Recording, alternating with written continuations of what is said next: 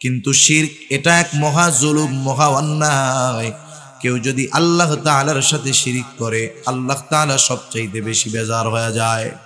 শিরকের বড় ক্ষতি, এক নাম্বার ক্ষতি, আল্লাহ রাব্বুল আলামিন সব গুনাহগুলো চাইলেই ক্ষমা করে দিবেন, কিন্তু কেউ যদি তার সাথে শিরিক করে, ক্ষমা যদি না চায়, তাওবা যদি না করে, আল্লাহ তাআলা ক্ষমা করবে না।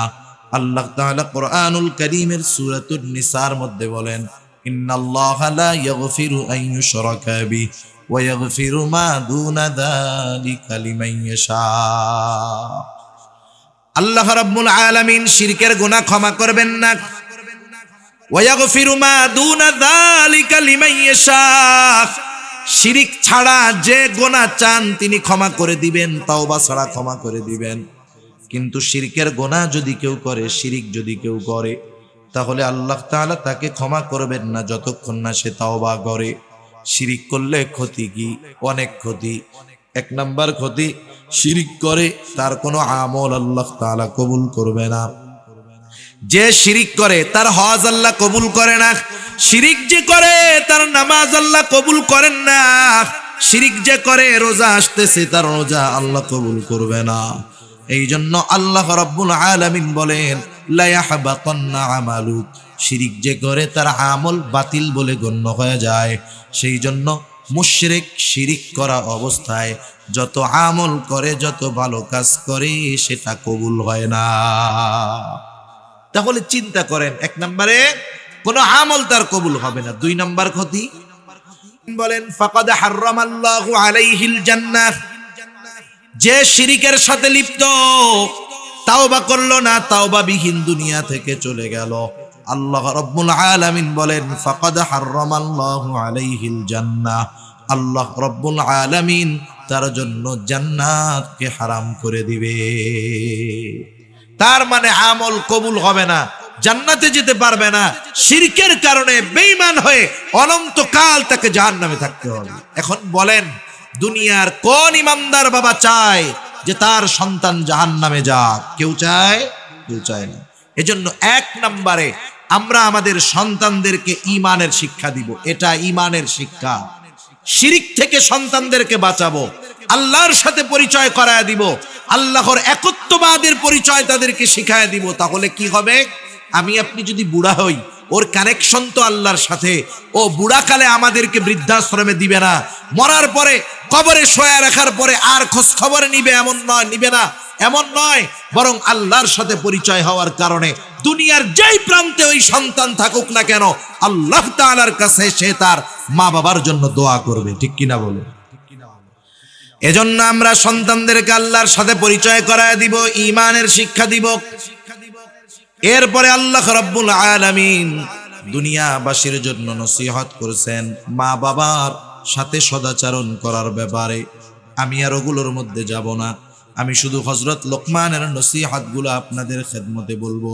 মনে রাখতে হবে কথাগুলো আমি শেষের দিকে কিন্তু জিজ্ঞাসা করব। ভাই, এক নাম্বার, হযরত লোকমান তার সন্তানকে যেই নসিহতগুলো করলেন, নসিহতগুলোর মধ্যে এক নাম্বার নসিহত, হযরত লোকমান তার সন্তানদেরকে ঈমানের শিক্ষা দিয়েছে। এক নাম্বার শিক্ষা কিসের শিক্ষা? জোরে বলেন, কিসের শিক্ষা? ঈমানের শিক্ষা। এই শিক্ষা দ্বারা কি করলো? ছেলেকে অনন্তকাল, তার সন্তানকে অনন্তকাল জাহান্নাম থেকে বাঁচার শিক্ষা বাবা প্রথমে সন্তানকে দিলেন। দ্বিতীয় শিক্ষা কি দিলেন? আমলের শিক্ষা। কিসের শিক্ষা? হযরত লোকমান এবার সন্তানকে বলতেছে, ইয়া বুনাইয়া, এবার শিক্ষা দিচ্ছেন হযরত লোকমান সন্তানকে, এবার শিক্ষা দিচ্ছেন আল্লাহ তাআলার কতটা সূক্ষ্ম, কতটা জ্ঞান, কতটা ইলম। আল্লাহর সম্যক পরিচয় সন্তানের সামনে তুলে ধরতেছেন হযরত লোকমান। হযরত লোকমান এবার সন্তানকে বলেন, ইয়া বুনাইয়া ইন্নাহা ইন তাকু মিসকালা হাববাতিন মিন খারদাল ফাতাকুন ফি সখরাতিন আও ফিস সামাওয়াতি আও ফিল আরদ ইয়াতি বিহাল্লাহ। সম্মানিত উপস্থিতি, আল্লাহ সুবহানাহু ওয়া তাআলা আমাদেরকে এ দুনিয়াতে অজস্র নেয়ামত দান করেছেন। আল্লাহ প্রদত্ত নেয়ামত সমূহের মধ্যে অন্যতম নেয়ামত হলো সন্তান। আল্লাহর পক্ষ থেকে যত নেয়ামত আমরা পেয়েছি, যারা বিবাহ করেছেন, করেন নাই বা করবেন, মনে রাখতে হবে আল্লাহ প্রদত্ত দামি নেয়ামত সমূহের মধ্যে অন্যতম একটি দামি নেয়ামত আমাদের সন্তান। এই সন্তানেরা শুধু দুনিয়ার কাজে লাগে তা নয়, এই সন্তানেরা আমরা যদি তাদের একটু যথাযথ পরিচর্যা করতে পারি, যত্ন নিতে পারি, আমাদের এই সন্তানেরা দুনিয়া এবং আখিরাত উভয় জাহানে আমাদের জন্য সম্পদে পরিণত হবে। অনেক সময় অনেক মা বাবা চিন্তা করে যে আমার সন্তান কবে বড় হবে, লেখাপড়া কবে শেষ করবে, কর্মজীবনে কবে ঢুকবে, আর আমি বাড়িতে বসে বসে থাকবো, আমাকে ইনকাম করে খাওয়াবে। অনেক মা বাবা মনে করে আল্লাহ মনে হয় সন্তান এজন্যই দিয়েছে যে তুমি একে লালন পালন করবা, বড় বানাবা, ও ইনকাম শিখবে, তুমি বুড়া হবা, বাড়িতে পার উপরে পা তুলে শুধু খাবা। বলেন তো আল্লাহ তাআলা কি শুধুমাত্র এই জন্যই সন্তান দান করেছেন? না না, শুধু দুনিয়ার উপকার হাসিল করার জন্য আল্লাহ তাআলা সন্তান দান করেন নাই। এই সন্তানকে যদি আমরা যথাযথভাবে যত্ন নেই, এ সন্তান আমার আপনার জন্য দুনিয়া এবং আখিরাত উভয় জাহানে সম্পদে পরিণত হবে। আর সন্তানকে যদি উভয় জাহানের সম্পদে পরিণত করতে চাই, কোরআন এবং সুন্নাহর মধ্যে সন্তানদের লালন পালন, তাদের দায়িত্বের ব্যাপারে যে কথাগুলো আল্লাহ এবং তার রাসূল জানিয়েছেন, সেই অনুযায়ী আমাদের আমল করতে হবে, তাহলে সন্তান সম্পদে পরিণত হবে। এখন সন্তান যদি সম্পদে পরিণত হয়, লাভটা কি? আমি একটা দুইটা লাভের কথা বলে আমি যে আলোচনা করব ইনশাআল্লাহ ওইদিকে আমি যাব ইনশাআল্লাহ। আপনারা সজাগ আছেন তো? তাকবীর দেন, নারায়ে তাকবীর। আওয়াজ হয় নাই, নারায়ে তাকবীর। আরো জোরে, নারায়ে তাকবীর। মাশাআল্লাহ, একটু সজাগ থাকতে হবে আমাদের। তা যাই হোক, সন্তান যদি সম্পদ হয়, দুনিয়া আখিরাতে লাভ আছে। দুনিয়ার লাভ কি? আপনারা হয়তো অনেকে জেনে থাকবেন, দেখে থাকবেন যে দুনিয়াতে এমনও মানুষ আছে যার ৩-৪টা সন্তান, সবাই উচ্চ শিক্ষিত। উচ্চ শিক্ষিত সবাই, কেউ আমেরিকায় থাকে, কেউ কানাডায় থাকে, কেউ ইংল্যান্ডে থাকে। এই বাবা তার সারা জীবনের সব সম্পদ ব্যয় করে ৩ সন্তানকে লেখাপড়া শিখিয়েছেন। কিন্তু আফসোস, এই বাবা যখন বার্ধক্যে উপনীত হলেন, এই উচ্চ শিক্ষিত অনেক সম্পদের মালিক ৩ সন্তান মা বাবার খোঁজ খবরও নেয় না, মা বাবার ব্যাপারে তাদের কোনো টেক কেয়ার নাই। বরং এমনও হয় অনেক মা বাবার উচ্চ শিক্ষিত সন্তান থাকার পরেও ওই মা বাবার শেষ জীবন বৃদ্ধাশ্রমে কাটাতে হয়। আছে না নাই? আমি আপনাদের খেদমতে অনেক উদাহরণ দিতে পারবো, উপমা দিতে পারবো, যে 5টা সন্তান তিনি সারা জীবনের সব উপার্জন ব্যয় করে দুনিয়াবি লাইনে সর্বোচ্চ শিক্ষিত বানিয়েছেন। তার 5টা ছেলেই বিদেশে লেখাপড়া করে ডক্টরেট অর্জন করেছে। আফসোস, ওই লোকটাকে জীবনের শেষ সময়ে অসুস্থতার মাঝে ওষুধ না পেয়ে বৃদ্ধাশ্রমে তাকে কাটাতে হয়েছে।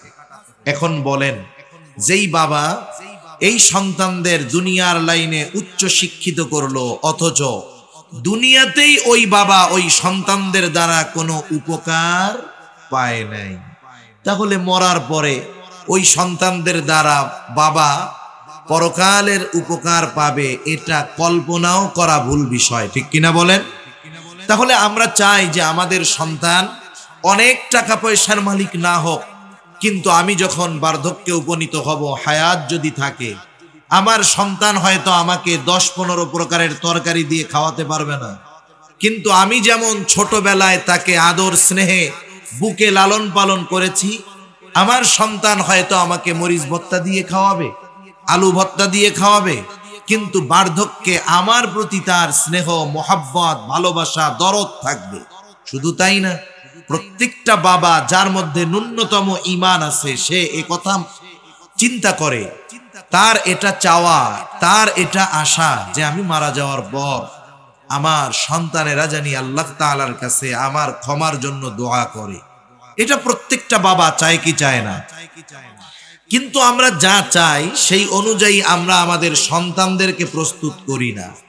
আমি যদি চিন্তা করি আমি একটা কলা গাছ লাগাইলাম, এইটা বড় হলে এই কলা গাছ দিয়ে আমি ফার্নিচার বানাবো, এটা সম্ভব?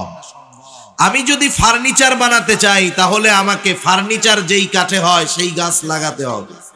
আমি যদি আমার সন্তানদের দ্বারা দুনিয়া আখিরাত উভয় জাহানে উপকৃত হতে চাই তাহলে সন্তানদেরকে সেইভাবে প্রস্তুত করতে হবে। কোনভাবে? যেভাবে আল্লাহ এবং তার রাসূল আমাদেরকে জানিয়েছেন। আজকে আমরা সন্তানদের সম্পদে পরিণত করার জন্য কি করণীয়, এই বিষয়ে সূরা লোকমানের ২য় রুকু থেকে কিছু আলোচনা করব। হযরত লোকমান উনি ওনার সন্তানদেরকে কিছু উপদেশ দিয়েছেন, যেই উপদেশগুলো আল্লাহ তাআলার কাছে এত পছন্দনীয় হয়েছে যে আল্লাহ সুবহানাহু ওয়া তাআলা কোরআনুল কারীমে সূরা লোকমান, লোকমানের নাম দিয়ে একটা সূরা নাজিল করে ওই সূরার মধ্যে আমরা যদি সন্তানদের সম্পদে পরিণত করতে চাই কোন ধরনের নসিহত উপদেশ করা প্রয়োজন, আল্লাহ সুবহানাহু ওয়া তাআলা হযরত লোকমানের নসিহতগুলো আমাদের কাছে ওহী হিসাবে প্রেরণ করেছেন। সুবহানাল্লাহ। একথা মোটামুটি বলা যায়, যেই বাবা হযরত লোকমানের এই নসিহতগুলো তার সন্তানকে যথাযথভাবে করবে, তার সন্তান দুনিয়া আখিরাতে তার জন্য সম্পদে পরিণত হবে ইনশাআল্লাহ। সেজন্য যাদের সন্তান আছে আমরা তারাও শুনবো আমলের নিয়তে, যারা বিবাহ করি নাই আমরাও শুনবো এবং মনে মনে এই নিয়ত রাখবো আল্লাহ তাআলা যদি সন্তান দেন, আমি আমার সন্তানেরা যখন বুঝবে আমিও তাদেরকে এই নসিহতগুলো করব। আল্লাহ তাআলা হযরত লোকমানের নসিহতগুলো পছন্দ হয়েছে বিদায় ওহী হিসাবে ওই নসিহতগুলো আমাদেরকে আল্লাহ তাআলা জানিয়ে দিয়েছেন। প্রথমে আল্লাহ তাআলা হযরত লোকমানের পরিচয় তুলে ধরছেন। কেন? কারণ আপনাদের এই পিএম খালি এটা তো একটা ইউনিয়ন, তাই না? এই ইউনিয়নের একজন চেয়ারম্যান আছে, আপনারা সবাই চেয়ারম্যানকে চিনেন। চেয়ারম্যান সাহেবের সাথে দেখা হলে আপনারা সালাম বিনিময় করেন, তাকে সম্মান করেন। চেয়ারম্যান সাহেব কোনো কথা বললে গুরুত্ব সহকারে শুনেন। কেন? কারণ উনি যে চেয়ারম্যান তার পরিচয় আপনাদের চেনা আছে, জানা আছে, ঠিক কিনা? আপনারা তাকে চেয়ারম্যান এই কারণে গুরুত্ব দেন, সমীহ করেন, সম্মান করেন, তার কথার গুরুত্ব আরোপ করেন।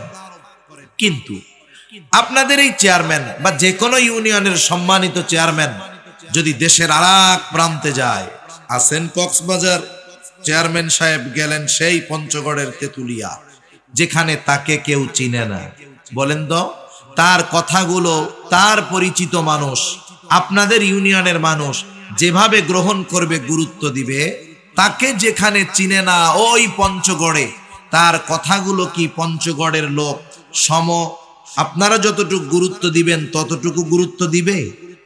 কেন? কারণ ওই এলাকার লোক ওনার পরিচয় জানে না। কিন্তু যখন মানুষ জানবে যে এই লোকটা বাংলাদেশের একেবারে পৃথিবীর সর্ববৃহৎ সমুদ্র সৈকত যেই কক্সবাজারে অবস্থিত, সেই কক্সবাজার সদরের একটা ইউনিয়নের সম্মানিত চেয়ারম্যান, বলেন তো পরিচয় জানার পর ওনার কথার গুরুত্ব তাদের মধ্যে আগের চাইতে বাড়বে না কমবে? তার মানে মানুষ যখন মানুষের পরিচয় জানতে পারে, চিনতে পারে, তার পরিচয় জানার পরে ওই ব্যক্তির গুরুত্ব, তার কথার গুরুত্ব মানুষের কাছে বেড়ে যায়।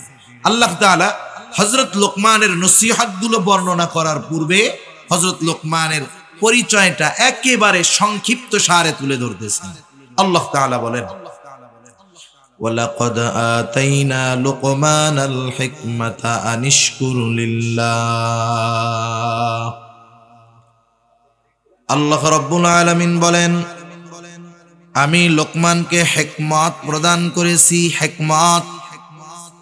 হিকমত হলো প্রজ্ঞা, দ্বীনের বুঝ, যেখানে যেটা করার দরকার উপস্থিত জ্ঞান। এক কথায় প্রজ্ঞা, দ্বীনের বুঝ, সত্য মিথ্যার পার্থক্য করার যোগ্যতা। আল্লাহ রাব্বুল আলামিন বলেন, আমি এই হিকমত, এই প্রজ্ঞা লোকমানকে প্রদান করেছি। তাফসীরের মধ্যে আসছে হযরত লোকমানের কাছে দুটো জিনিস পেশ করা হয়েছে, উপস্থাপন করা হয়েছে। একটা হলো নবুয়াত আর একটা হলো হিকমত। হযরত লোকমানকে যখন ইচ্ছাধীন স্বাধীনতা দিয়ে দেওয়া হলো, লোকমান তুমি চাইলে হিকমত গ্রহণ করতে পারো, তুমি চাইলে নবুয়াত গ্রহণ করতে পারো। হযরত লোকমান হিকমতকে গ্রহণ করলেন, তবে নবুয়াত এটা যে সর্বোচ্চ মর্যাদাপূর্ণ একটি বিষয়, এরপরেও তিনি কেন হিকমত গ্রহণ করলেন? ওনাকে প্রশ্ন করা হলো, ও লোকমান, নবুয়তের মতো মর্যাদাপূর্ণ পদ পাওয়ার সুযোগ থাকার পরেও কেন আপনি হিকমতকে গ্রহণ করলেন? তিনি বললেন, শোনেন, নবুয়াত এটা যে মর্যাদাপূর্ণ একটি বিষয় কোনো সন্দেহ নেই। এই দায়িত্বটা আল্লাহ তাআলা আমাকে নিজের থেকে দেন নাই, বরং আমাকে নেওয়ার সুযোগ দিয়েছে। আল্লাহ রাব্বুল আলামিন যদি নিজের থেকে নবুয়াত আমাকে দিতেন, তাহলে এই নবুয়াতি দায়িত্ব পালন করতে গিয়ে যত কিছুর ব্যবস্থাপনা করার দরকার ছিল, সব কিছুর ব্যবস্থাপনা আল্লাহ তাআলা করতেন। আর যদি এই নবুয়াতের দায়িত্ব আমি নিজের থেকে নিতাম, এই দায়িত্ব পালন করতে গিয়ে যদি আমার কোনো ত্রুটি বিচ্যুতি হতো, এই ব্যাপারে আল্লাহ তাআলার কাছে আমার জবাবদিহিতা করা লাগতো। কারণ একটা বিষয় হলো নিজের থেকে দায়িত্ব নেওয়া, আর একটা হলো দায়িত্ব দেওয়া। আপনাকে যদি কেউ কোনো দায়িত্ব দেয় যে তুমি এই দায়িত্বটা নাও, এই কাজটা করো, আপনি যদি অপারগতা প্রকাশ করে বলেন আমি পারবো না, কিন্তু সে আপনাকে দায়িত্ব দিয়ে বলল, শোনো, চিন্তার কোনো কারণ নাই, তুমি এই দায়িত্ব নাও, তোমার এই দায়িত্ব পালনের জন্য যা করার দরকার সব ব্যবস্থাপনা আমি গ্রহণ করব। এখন বলেন তো, এই কাজ করতে গিয়ে, ওই দায়িত্ব পালন করতে গিয়ে আপনার যদি কোনো ত্রুটি বিচ্যুতি হয়, তাহলে আপনার বলার সুযোগ আছে যে দায়িত্ব তো আমি নিতে চাই নাই, আমাকে দেওয়া হয়েছে। আপনাকে তিরস্কার করার কোনো সুযোগ নাই।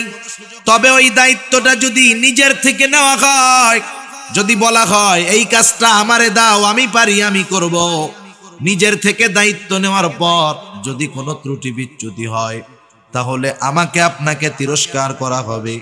দায়িত্ব পালন করতে পারো না, দায়িত্ব নেওয়ার জন্য এত লাফাও কেন? ঠিক না? তাহলে দায়িত্ব দেওয়া আর নিজের থেকে নেওয়া এক বিষয় নয়। হযরত লোকমান বললেন, শোনো, আমাকে নবুয়াত দেওয়া হয় নাই, বরং নেওয়ার সুযোগ দেওয়া হয়েছে।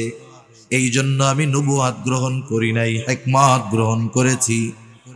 আল্লাহ রাব্বুল আলামিন সেই কথাই বলেন, আমি হযরত লোকমানকে হিকমত প্রদান করেছি, হিকমত। আর এই হিকমত এটাও কিন্তু নেয়ামত। পরিপূর্ণ দ্বীনের বুঝ এটা কিন্তু নেয়ামত। জ্ঞান এটাও নেয়ামত। সত্য মিথ্যার পার্থক্য করার যোগ্যতা এটাও নেয়ামত। এই জন্য আল্লাহ রাব্বুল আলামিন বললেন, আমি লোকমানকে হিকমত নামক নেয়ামত দান করেছি। কেন? এই নেয়ামত পেয়ে সে যেন আনিশকুরুলিল্লাহ, সে যেন আল্লাহর শুকরিয়া আদায় করে। তার মানে প্রথম শিক্ষা আমাদের জন্য, আমরা যখন আল্লাহর তরফ থেকে কোনো নেয়ামত পাবো, ওই নেয়ামত পাবার পর শুকরিয়া আদায় করব কার? হযরত লোকমানের কথা কাজ সব কিছুর মধ্যে প্রজ্ঞার ছোঁয়া পাওয়া যাইত, হিকমতের ছোঁয়া পাওয়া যাইত। হযরত লোকমান কেমন প্রজ্ঞাবান ব্যক্তি ছিলেন? জীবনের প্রথম সময় হযরত লোকমান তিনি ছাগল চড়াইতেন। একদিন ছাগলের মালিক এসে বলতেছে, লোকমান, তুমি আমার জন্য একটা ছাগল জবাই করবা, আর এই ছাগলের সবচাইতে সুস্বাদু জায়গার গোশত আমার সামনে হাজির করবা। হযরত লোকমান মালিকের নির্দেশে একটা ছাগল জবাই করলেন।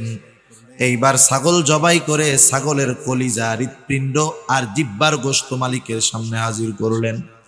মালিককে বললেন, মালিক, এই দুই জায়গার গোশত সবচেয়ে উৎকৃষ্ট গোশত। এবার মালিক বললেন, লোকমান, আর একটা ছাগল তুমি জবাই করো, এইবার আমার জন্য সবচাইতে নিকৃষ্ট জায়গার গোশত আনবা। হযরত লোকমান আর একটা ছাগল জবাই করবার পর আবার হৃৎপিণ্ড আর জিহ্বা নিয়ে হাজির। খারাপটা আনতে বলছে ওইটা আনছে, ভালোটা আনতে বলছে ওটাই আনছে। মালিক আবার বলতেছে, লোকমান তুমি কি আমার সাথে মশকরা করো? হযরত লোকমান এবার বললেন, ও মালিক, এই দুইটা জিনিস যদি কারো ভালো হয়ে যায়, কারো অন্তর আর জবান জিহ্বা যদি ভালো হয়ে যায়, সে সর্ব উৎকৃষ্ট পরিণত হয়ে যায়। আর যার এই দুইটা জিনিস খারাপ হয়ে যায়, সে সবচাইতে নিকৃষ্ট হয়ে যায়। এজন্য মানুষও যদি সর্ব উৎকৃষ্ট হতে চায়, তার অন্তর আর জবানকে পরিশুদ্ধ করতে হবে, ঠিক কিনা বলেন? মানুষের চেহারা যত সুন্দর হোক, যত সম্পদের মালিক সে হোক না কেন, যার অন্তর আর জবান খারাপ, ও উচ্চবংশীয় হতে পারে, দেখতে সুন্দর হতে পারে, কিন্তু সে সর্বনিকৃষ্ট একজন ব্যক্তি, ঠিক কিনা বলেন? এজন্য হযরত লোকমানের কথা কর্মের ভিতরে এরকম হিকমত পাওয়া যাইত। আল্লাহ রাব্বুল আলামিন এরপরে বলতেছেন, নমাই ইয়াশকুর ফাইন্নামা ইয়াশকুরু লিনাফসি, যে আল্লাহর নিয়ামতের শুকরিয়া আদায় করে সে সেটা নিজের জন্যই করে। কারণ শুকরিয়া আমরা যদি আদায় করি, লাভ আল্লাহর নয়, লাভ কাদের? জোরে বলেন। আমাদের লাভ। এই কথাই আল্লাহ তাআলা বলেন, ওয়ামাই ইয়াশকুর ফাইন্নামা ইয়াশকুরু লিনাফসি, যে আল্লাহর কৃতজ্ঞতা প্রকাশ করে সে সেটা নিজের জন্যই করে। কারণ আমরা যদি নিয়ামতের শুকরিয়া আদায় করি, আমাদের সকল নিয়ামত যিনি বাড়ায়া দিবেন তিনি কে? আল্লাহ রাব্বুল আলামিন আরেক জায়গায় বলেন, লাইন শাকারতুম লাযীদান্নাকুম ওয়া লাইন কাফারতুম ইন্না আযাবি লাশাদীদ। আল্লাহ রাব্বুল আলামিন বলেন, তোমরা যদি নিয়ামতের শুকরিয়া আদায় করো, আমি তোমাদের নিয়ামত আরো বাড়ায়া দিব। ওয়ালা ইন কাফারতুম, তোমরা যদি নিয়ামতের নাশুকরি করো, জেনে রাখো ইন্না আযাবি লাশাদীদ, আমার আযাব বড় শক্ত, আমার আযাব বড় কঠোর। তাহলে যে কোনো ধরনের নিয়ামত পাইলে শুকরিয়া আদায় হবে কার? আমি সুস্থ আছি, এটা নিয়ামত, শুকরিয়া আদায় করব কার?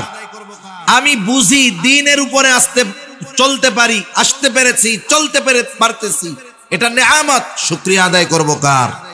আল্লাহ তাআলা আমাকে ইলম দিয়েছেন, জ্ঞান দিয়েছেন, নিয়ামত, শুকরিয়া আদায় হবে কার? আল্লাহ তাআলা।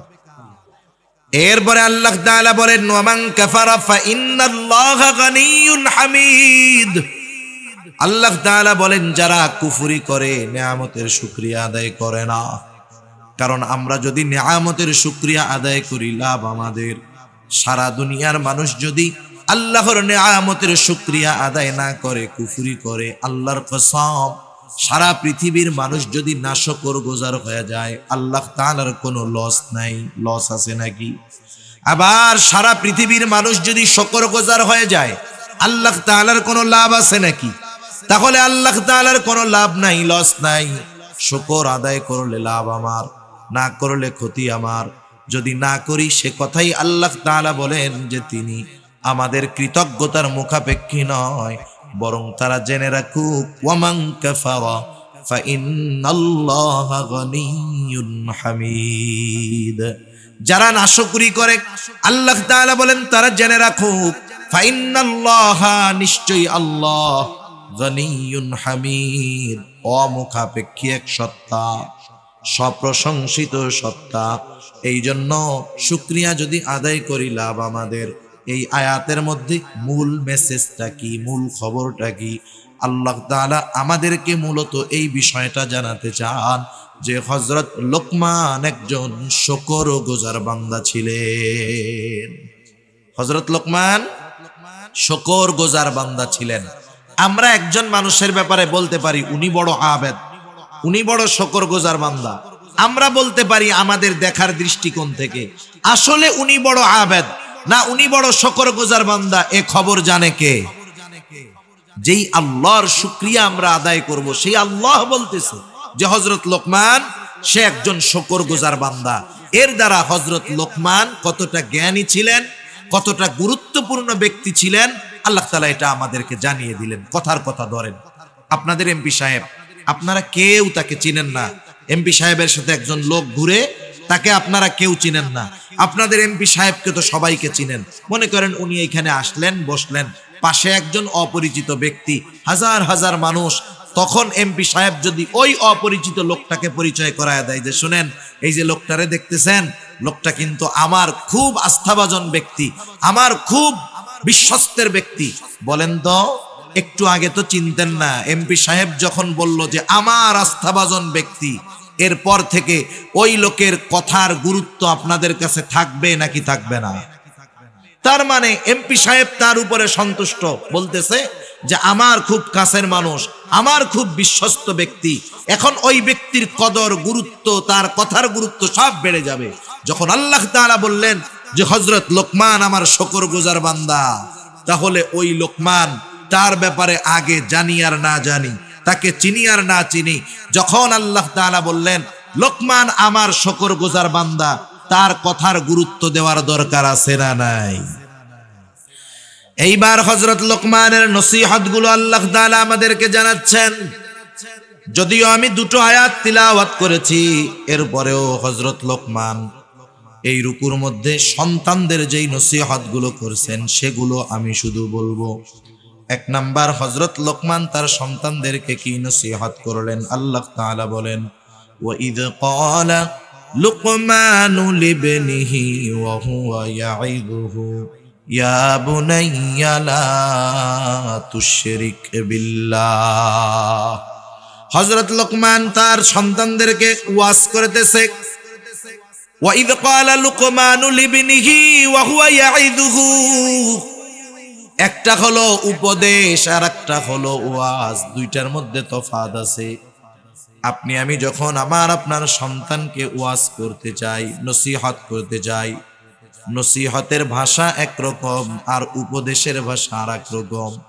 আপনি যদি আদেশ করতে চান কোনো বিষয়ে কি বলেন, এইটা কর বা এটা করো, এটা আদেশ। আর আপনি যদি একটু আবেগ নিয়ে, মোহাব্বত নিয়ে, ভালোবাসা নিয়ে বলেন আমার সন্তান তুমি একটু এই কাজটা করো তো, যদিও এখানে আদেশবাচক শব্দ আছে কিন্তু বলার মাধ্যমটা হলো নসিহার মতো, যে বাবা এই কাজটা করলে তোমার উপকার হবে, তুমি এই কাজটা করো, এখানে নসিহাত প্রকাশ পায়। আর যদি সরাসরি বলা হয় এটা করো, এখানে আদেশ। নসিহাতের মধ্যে আবেগ থাকে, ভালোবাসা থাকে, মোহাব্বত থাকে।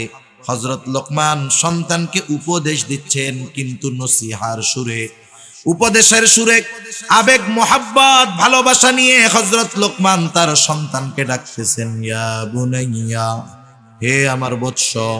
ইয়া বুনাইয়া শব্দটার অর্থ হলো হে আমার সন্তান, যদিও বাংলা অনুবাদ হে আমার সন্তান, কিন্তু এই শব্দটার মধ্যে, এই কথাটার মধ্যে একটা আবেগ আছে, একটা অনুভূতি আছে, একটা ভালোবাসা আছে। এটা মূলত আরবি ভাষার জ্ঞান অর্জন না করলে সহজে বোঝা যায় না। এই কথার মধ্যে যে একটা মাধুর্যতা আছে, আন্তরিকতা আছে, ভালোবাসা আছে, এটা শাব্দিক অনুবাদের মাধ্যমে বোঝা যায় না, এটা অন্তর দিয়ে অনুধাবন করার বিষয়। মনে করেন আপনার ছেলে খারাপ বন্ধুদের সাথে মিশে, কথার কথা, অথবা আপনার ভাই খারাপ বন্ধুদের সাথে মিশে, আপনি যদি তাকে সরাসরি আদেশ করেন, এই আগামীকাল থেকে ওদের সাথে আর মিশবি না, চলবি না, এটা এক ধরনের। আবার যদি আপনি চিন্তা করেন যে ছেলেটা মিশে কেমনে বলা যায়, এবার খানা দানা শেষ, আপনি আপনার ছেলেটাকে বললেন, বাবা আমি তোমার সাথে 5টা মিনিট কথা বলতে চাই, সময় হবে? আপনি যদি ছেলের এরকম বলেন, ছেলে যত খারাপ হোক না কেন, বাপ যদি এরকম বলে, সে কি বলবে? না বাবা, আই এম ভেরি বিজি, এ কথা বলবে? বলবে না। সে বলবে আব্বা ঠিক আছে বলেন। এবার আপনি তাকে পাশে বসায়া আবেগের সাথে বলেন, দেখো সন্তান, আমি তোমার বাবা, আমার একটা সুনাম আছে সমাজে, মানুষ আমাকে ভালো বলে, তুমি আমার সন্তান, তুমি যদি কোনো অন্যায় করো, অপরাধ করো, তাহলে মানুষ আমাকেও খারাপ বলে। বাবা তুমি যাদের সাথে চলাফেরা করো আসলে তো ওরা ভালো না, আমি তোমার কাছে অনুরোধ থাকবে তুমি ওদের সাথে এখন থেকে চলবা না। একটু বলেন তো, আপনি যদি এইভাবে বলতেন যে ওদের সাথে আর চলবি না, আর ওইভাবে না বলে এভাবে একটু আবেগ ভালোবাসা নিয়ে যদি বলতেন যে বাবা ওদের সাথে তুমি আর চইলো না, তাহলে সন্তান আপনার আগের কথাটা হয়তো গ্রহণ করতো না, কিন্তু এই নসিহার সুরে বলার কারণে হয়তো সে চিন্তা করতো আব্বা কষ্ট পাইতেছে, ওই খারাপ ছেলেদের সাথে আর মেশা যাবে না। ঠিক কিনা বলেন? এখানেই ইয়া বুনাইয়া শব্দটার সারমর্ম গভীরতা লুকায় আছে। হযরত লোকমান খুব দরদ মাখা দিল নিয়ে সন্তানকে বলতেছে, লা তুশরিক বিল্লাহ, ও আমার বৎস, আমার সন্তান, আল্লাহ তাআলার সাথে শিরিক কইরো না। কেন শিরিক করবা না? ইন্নাশ শিরকা লাযুলমুন আযীম। শিরকের বিষয় নিয়ে আমি মূলত আলোচনা করব না, এটা আলাদা একটা বিষয়। কিন্তু শিরক এটা এক মহা জুলুম, মহা অন্যায়। কেউ যদি আল্লাহ তাআলার সাথে শিরিক করে, আল্লাহ তাআলা সবচাইতে বেশি বেজার হয়ে যায়। শিরকের বড় ক্ষতি, এক নাম্বার ক্ষতি, আল্লাহ রাব্বুল আলামিন সব গুনাহগুলো চাইলেই ক্ষমা করে দিবেন, কিন্তু কেউ যদি তার সাথে শিরিক করে, ক্ষমা যদি না চায়, তাওবা যদি না করে, আল্লাহ তাআলা ক্ষমা করবে না। আল্লাহ তাআলা কোরআনুল কারীমের সূরাতুন নিসার মধ্যে বলেন, ইন্নাল্লাহা লা ইয়াগফিরু আন ইউশরাকা বিহি ওয়া ইয়াগফিরু মা দুনা যালিকা লিমান ইয়াশা। আল্লাহ রাব্বুল আলামিন শিরকের গুনাহ ক্ষমা করবেন না। ওয়া ইয়াগফিরু মা দুনা যালিকা লিমান ইয়াশা। শিরিক ছাড়া যে গুনাহ চান তিনি ক্ষমা করে দিবেন, তাওবা ছাড়া ক্ষমা করে দিবেন। কিন্তু শিরকের গুনাহ যদি কেউ করে, শিরিক যদি কেউ করে, তাহলে আল্লাহ তাআলা তাকে ক্ষমা করবেন না যতক্ষণ না সে তাওবা করে। শিরিক করলে ক্ষতি কি? অনেক ক্ষতি। এক নাম্বার ক্ষতি, শিরিক করে তার কোনো আমল আল্লাহ তাআলা কবুল করবে না। যে শিরিক করে তার হজ আল্লাহ কবুল করে না। শিরিক যে করে তার নামাজ আল্লাহ কবুল করেন না। শিরিক যে করে রোজা আসতেছে, তার রোজা আল্লাহ কবুল করবে না। এই জন্য আল্লাহ রাব্বুল আলামিন বলেন, লা ইয়াহবাতান্না আমালুক। শিরিক যে করে তার আমল বাতিল বলে গণ্য হয়ে যায়। সেই জন্য মুশরিক শিরিক করা অবস্থায় যত আমল করে, যত ভালো কাজ করে, সেটা কবুল হয় না। তাহলে চিন্তা করেন, এক নম্বরে কোন আমল তার কবুল হবে না। দুই নম্বর ক্ষতি বলেন, ফাকাদ হারামাল্লাহু আলাইহিল জান্নাহ।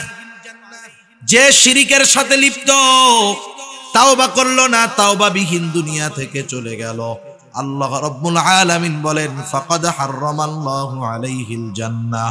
আল্লাহ রাব্বুল আলামিন তার জন্য জান্নাতকে হারাম করে দিবে। তার মানে আমল কবুল হবে না, জান্নাতে যেতে পারবে না। শিরকের কারণে বেঈমান হয়ে অনন্তকাল তাকে জাহান্নামে থাকতে হবে।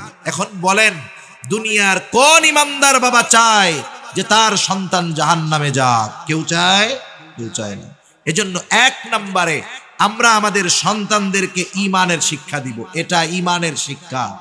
শিরিক থেকে সন্তানদেরকে বাঁচাবো, আল্লাহর সাথে পরিচয় করায় দিব, আল্লাহর একত্ববাদের পরিচয় তাদেরকে শিখায় দিব। তাহলে কি হবে? আমি আপনি যদি বুড়া হই, ওর কানেকশন তো আল্লাহর সাথে। ও বুড়াকালে আমাদেরকে বৃদ্ধাশ্রমে দিবে না, মরার পরে কবরে শোয়া রাখার পরে আর খোঁজ খবর নিবে এমন নয়, নিবে না এমন নয়, বরং আল্লাহর সাথে পরিচয় হওয়ার কারণে দুনিয়ার যেই প্রান্তে ওই সন্তান থাকুক না কেন, আল্লাহ তাআলার কাছে সে তার মা বাবার জন্য দোয়া করবে। ঠিক কিনা বলে? এজন্য আমরা সন্তানদেরকে আল্লাহর সাথে পরিচয় করায় দিব, ঈমানের শিক্ষা দিব। এরপরে আল্লাহ রাব্বুল আলামিন দুনিয়াবাসীর জন্য নসিহত করেছেন মা বাবার সাথে সদাচরণ করার ব্যাপারে।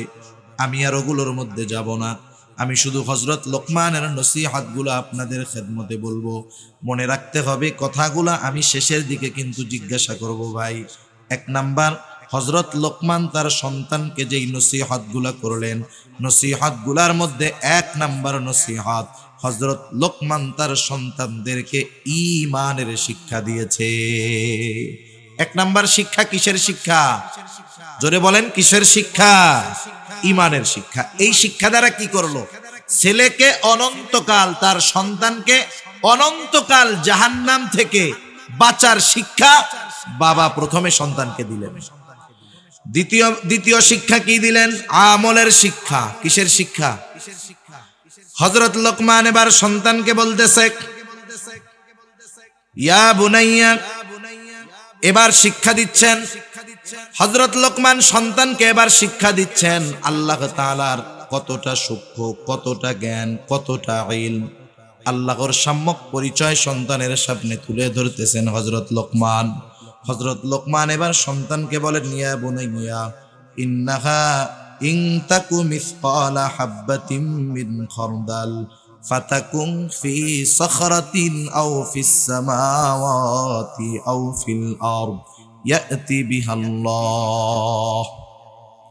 হযরত লোকমান সন্তানকে বলতেছে, ও সন্তান, ইয়া বুনাইয়া ইন্নাহা, একটু খেয়াল দিয়া শুনবো, ইন্নাহা এই হা দ্বারা উদ্দেশ্য হলো আমল, কাজ। কোন কোন মুফাসসির বলেন এর দ্বারা উদ্দেশ্য হলো খারাপ কাজ, কোন কোন মুফাসসির বলেন এর দ্বারা উদ্দেশ্য হলো সকল ধরনের কাজ, ভালো কাজ আর মন্দ কাজ উভয়টা। আরবিতে কর্মকে বলা হয় আমল। কি বলে? আমল। মানুষ যখন ভালো কাজ করে আমরা কি বলি? যে লোকটা ভালো কাজ করছে, তাইলে ভালোটাও কাজ। আবার যখন মন্দ কাজ করে আমরা কি বলি? আরে ও খারাপ কাজ করে বেড়ায়, তাইলে খারাপটাও কাজ। তার মানে উদ্দেশ্য হলো, আমল দ্বারা উদ্দেশ্য হলো যে ভালো কাজ অথবা মন্দ কাজ।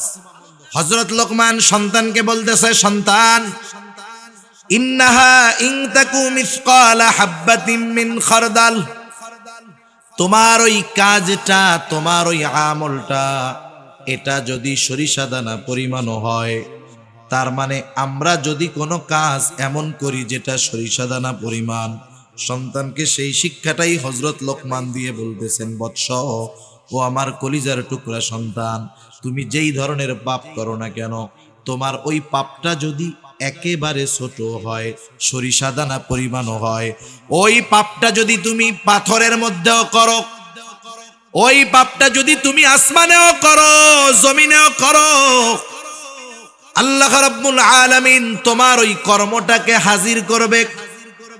আল্লাহ তাআলা কোরআনুল কারীমের মধ্যে এক জায়গায় বলেন, ওয়া নাযাউল মাওয়াজিনাল কিসতা লিয়াউমিল কিয়ামাহ ফালা তুযলামু নাফসুন শাইআ ওয়া ইন কানা মিসকালা হাববাতিন মিন খারদালিন আতাইনা বিহা ওয়া কাফা বিনা হাসিবিন। আল্লাহ রাব্বুল আলামিন বলেন, আমি কিয়ামতের দিন ন্যায় বিচারের আদালত কায়েম করব। দুনিয়ার আদালতের মধ্যে ন্যায় বিচার নাই, বরং অবিচার আর অবিচার, ঠিক কিনা বলেন? কিন্তু আল্লাহ তাআলা যেই আদালত কায়েম করবে সেখানে কোনো অবিচার নাই, ন্যায় বিচার। আল্লাহ তাআলা সেই জন্য বলেন, ফালা তুযলামু নাফসুন শাইআ, সেই দিন কারো প্রতি ন্যূনতম কোনো জুলুম করা হবে না। ওয়া ইন কানা মিসকালা হাববাতিন মিন খারদালিন আতাইনা বিহা, কেউ যদি দুনিয়াতে সরিষা দানা পরিমাণ কোনো আমল করে, আল্লাহ তাআলা বলেন, আতাইনা বিহা, ওইটাকেও আমি হাজির করব। শুধু হাজির করব তা নয়, ওই কর্মের ব্যাপারে তার হিসাব নেওয়া হবে। আল্লাহ তাআলা বলেন, কাফা বিনা হাসিবিন, হিসাব নেওয়ার জন্য আমি আল্লাহই যথেষ্ট। এই কথাটাই সন্তানকে স্মরণ করা দিচ্ছে, আমার সন্তান, আল্লাহ তাআলার পাওয়ার কেমন তুমি জানো, ক্ষমতা কেমন তুমি জানো।